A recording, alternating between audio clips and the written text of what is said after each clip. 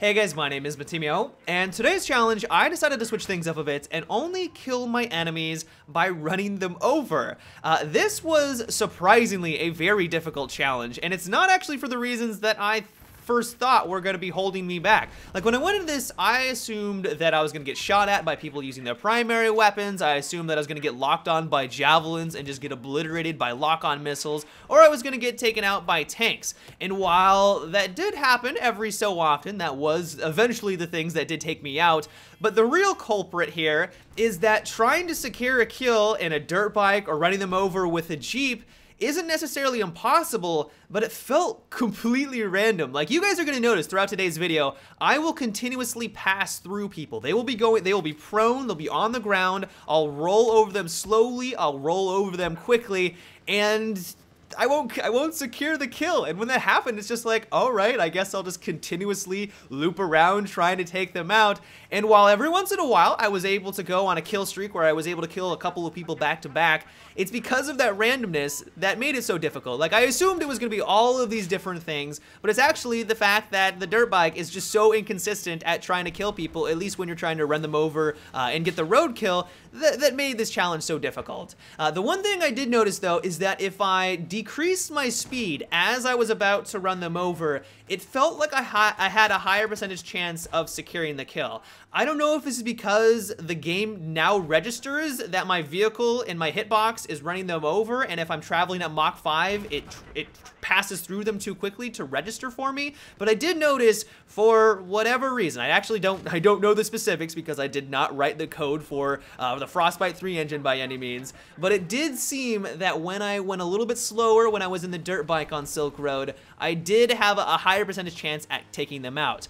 The downside of this though is that when I did decrease my speed to try to run these people over, all of a sudden I'm way more vulnerable to that person. Like, after the 5th attempt, like, it would normally take me about 5 times to try and just finally secure the kill on them.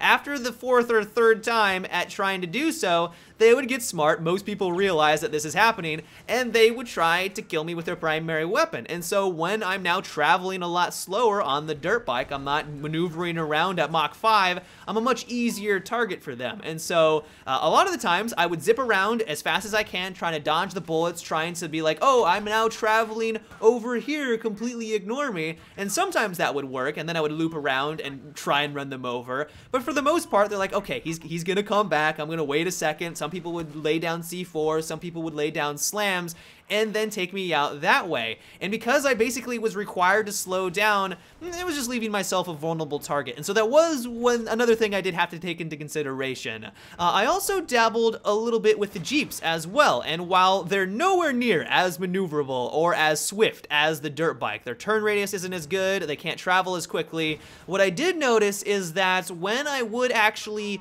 clip through an enemy, I would get the body of the vehicle over the target, it seemed like it was a lot more successful and it had a higher percentage chance at securing the kill on my enemy. And I'm assuming this is for 2 reasons. The first reason is that Jeeps don't travel as fast as the dirt bike, going back to my first theory. And the other thing is that they are a lot larger, and so I'm assuming they have a lot larger hitbox, and so the netcode or whatever the game mechanics can put 2 and 2 together, and I just have a higher percentage chance at securing that roadkill.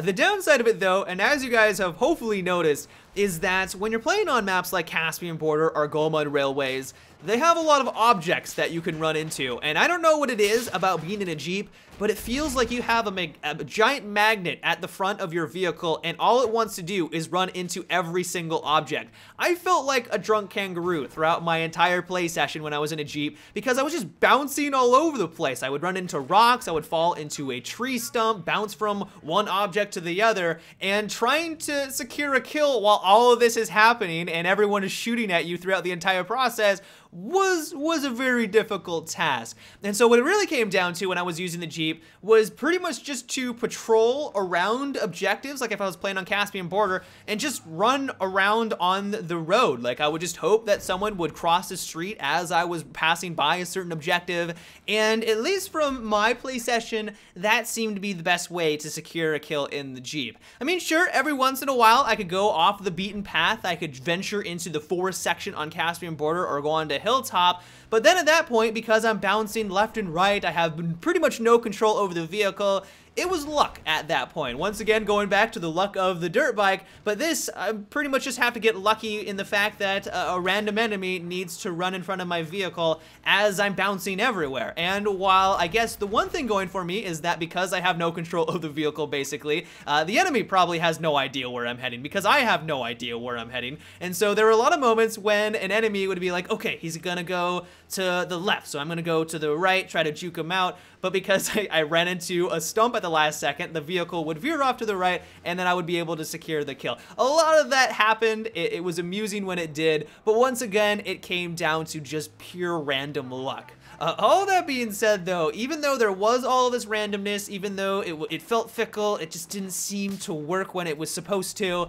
this was still an absolute blast. Like, sure, it was frustrating when I would run over someone who was prone and it was clear that I deserved the kill, but when I had these moments when I was zipping in and out of tanks left and right, they were firing rockets at me, people were shooting at me with their primary weapon, there were helicopters flying around, I felt like I was in an action movie. And when I was able to live and dodge lock-on rockets by ducking behind a hilltop, it was incredible. Like, this was an absolute blast. And so while I wouldn't recommend going on a bike and trying to kill people normally because it's nowhere near as effective, like, this is not the best way at taking out your targets. If you're looking for some fun and you want to troll your enemy a little bit, I recommend that you give this a try. But yeah, guys, that is about it for today's Terrible Weapon Challenge. I hope you enjoyed. If you have a setup that you would like me to try next, let me know down below in the comments section. But until tomorrow, have a good one and take it easy.